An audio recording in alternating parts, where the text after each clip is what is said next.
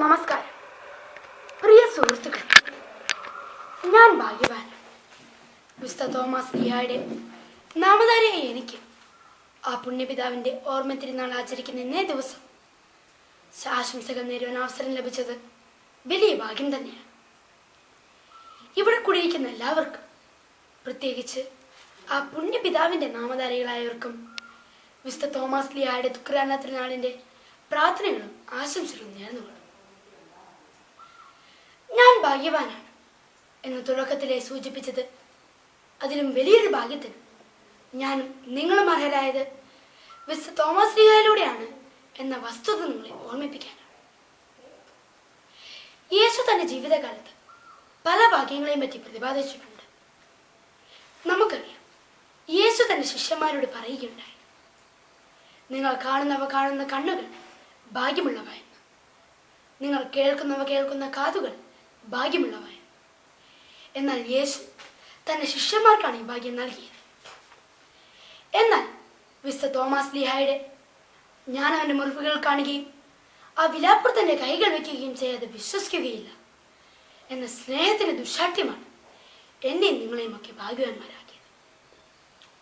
നീ കണ്ടതുകൊണ്ട് വിശ്വസിച്ചു, കാണാതെ വിശ്വസിക്കുന്നവർ ഭാഗ്യവാന്മാർ. അതെ, കാണാതെ വിശ്വസിക്കുന്ന നമ്മൾ ഭാഗ്യവാന്മാർ. ഈ ഭാഗ്യം നമുക്ക് എത്തിച്ചു തന്നതും ആ പുണ്യപിതാവ് തന്നെയാണ്.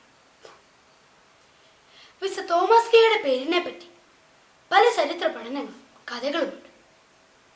ബൈബിൾ പറയുന്നു, ദിദിമോസ് എന്നറിയപ്പെടുന്ന തോമ, അരമായ ഭാഷയിൽ തെയോമ, ഇരട്ട എന്നർത്ഥം വരുന്ന വാക്കാണ് ഇതിൽ ഉപയോഗിച്ച് കാണുന്നത്. തോമസ് ലീഹ ഇരട്ടയായിരുന്നു എന്ന് പറയപ്പെടുന്നു. മറ്റു ചില കഥകളിൽ അദ്ദേഹത്തിന്റെ ചൂണ്ടുവിരലും തള്ളവിരലും ഒട്ടിയിരുന്ന ഒരാളാണ് പേര് വന്നത് എന്നും, എന്നാൽ ഈശോയുടെ വിലാപ്പുറത്ത് സ്പർശിച്ച മാത്രയിൽ അദ്ദേഹത്തിന്റെ വിരലുകൾ വേർപെട്ട് സാധാരണ നിലയിലായി എന്ന് പറയപ്പെടുന്നു. വേദശാസ്ത്രികൾ പറയുന്നത് തോമസ് ലീഹായുടെ ഇരട്ട വ്യക്തിത്വമാണ് പേരുകൊണ്ട് സൂചിതമാക്കുന്നത് എന്നാണ്. അതായത് ഒരേ സമയം വിശ്വാസിയും അവിശ്വാസിയുമായിരിക്കുന്ന അവസ്ഥ. ആ ദിവ്യ വ്യക്തിത്വത്തിലൂടെ വിശ്വാസത്തെ യേശുവുമായുള്ള വ്യക്തിബന്ധത്തിൽ തളച്ചിട്ട വ്യക്തി. എന്റെ കർത്താവെ, എന്റെ ദൈവമേ, എന്റെ എന്ന് ആവർത്തിക്കാൻ മാത്രം ആ വ്യക്തിബന്ധം യേശുവുമായി സ്ഥാപിച്ച പിതാവ്. അതുകൊണ്ട് മാത്രമാണ് ഇത്ര ദൂരം സഞ്ചരിച്ച് ഈ ഭാരത മണ്ണിലെത്തി ആ സ്നേഹ സുവിശേഷം നമുക്ക് പകർന്നു തന്നത്. വിശുദ്ധ യോഹന്നാന്റെ സുവിശേഷത്തിലാണ് തോമസ് ലീഹയെ പറ്റി കൂടുതൽ പ്രതിപാദനമുള്ളത്. ആദ്യമായി നാം കാണുന്നത് മറ്റു ശിഷ്യന്മാരെ കൂടി ശക്തിപ്പെടുത്തുന്ന സ്ലീഹായെയാണ്. ലാസർ മരിച്ച വിവരമറിഞ്ഞ് ആ നാട്ടിലേക്ക് പോകാൻ തുനിഞ്ഞ യേശുവിനെ വധഭീഷണിയുടെ കാര്യങ്ങൾ പറഞ്ഞ് തടഞ്ഞ ശിഷ്യന്മാരോട് തോമസ് ലീഹ പറയുകയുണ്ടായി, നമുക്കും പോയി അവനോടുകൂടി മരിക്കാം.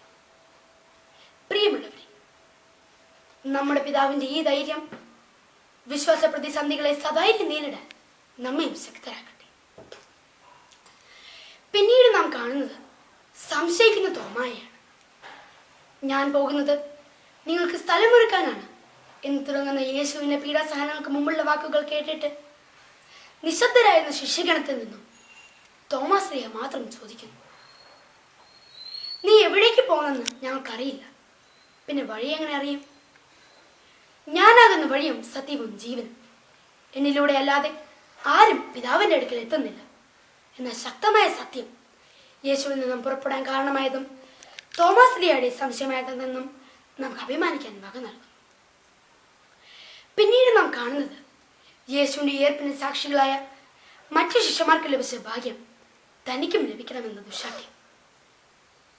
ഞാൻ നേരിട്ട് കാണാതെ വിശ്വസിക്കുകയില്ല എന്ന ശാഠ്യത്തിലൂടെ കാണാതെ വിശ്വസിക്കുന്ന നമ്മെ ഭാഗ്യവാന്മാരും ഭാഗ്യവതികളുമാക്കി തീർത്തു ആ പിതാവ്. പ്രിയമുള്ളവരെ, ആ പുണ്യപിതാവ് തെളിയിച്ചു തന്ന വിശ്വാസ ദീപത്തെ അണയാതെ കൂടുതൽ ജാജ്വല്യമാനമായി പ്രകാശിപ്പിക്കാൻ നമ്മൾ കടപ്പെട്ടവരാണ്.